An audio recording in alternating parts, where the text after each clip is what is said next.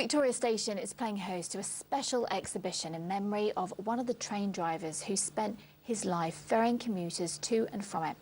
Richard Lee, he died of cancer last year, aged 58, and his cousin, who is also an artist, decided to showcase the work, which features the route Richard used to drive daily from Clapham Junction. Well, the works, they are to raise money for the charity Macmillan Cancer Support, Richard's chosen charity before he died. This started over 18 months ago when a group of train drivers from South West Trains approached me to do a commission of Clapham Junction where sadly my cousin worked with the train drivers. He was diagnosed with cancer at the end of 2016, so it was terminal, obviously, unfortunately, and as a way of not just remembering but paying respects, and the idea was I was going to sell that painting or drawing for a few £100, and that was going to go to Macmillan. And from that day onwards, it basically escalated to where we are now. I've obviously got the Clapham Junction. It's the busiest junction in Europe. So every railway line from south coast, southwest, goes through Clapham all the way to the south coast, obviously.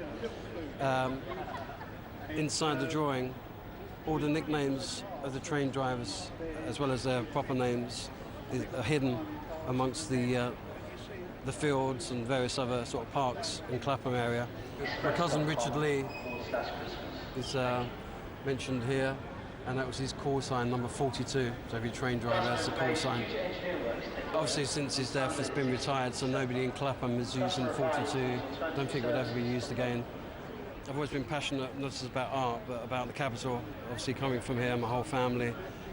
And I've always painted and drawn in the city, and so all my drawings, as well as being representations of London, inside there's hidden details, bits of history, personal stories, bits of humour relating to the capital.